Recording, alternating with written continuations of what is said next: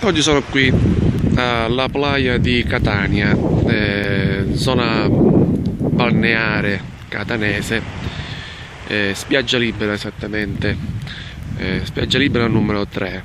Da qui si può vedere l'Etna, e qua c'è il mare d'inverno, la playa di Catania.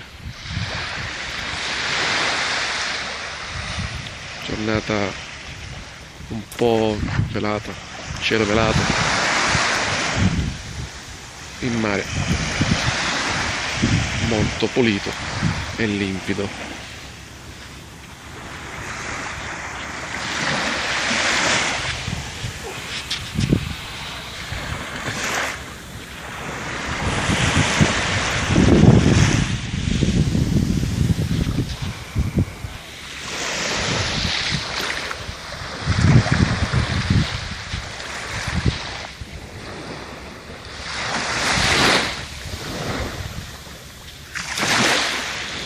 Ancora una volta la natura ci offre uno spettacolo meraviglioso.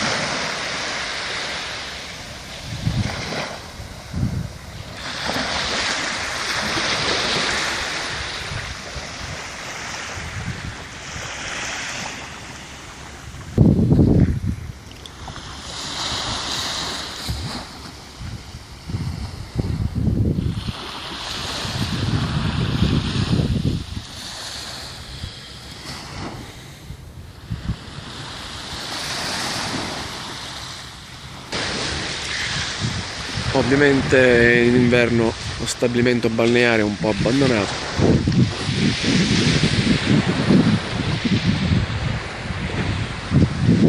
però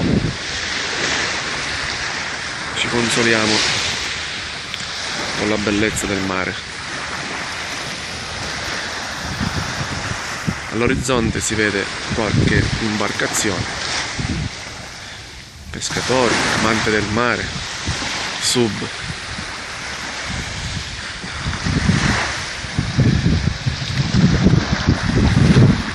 C'è chi invece cerca le cozze tipiche, le telline della playa. Questo è un guscio.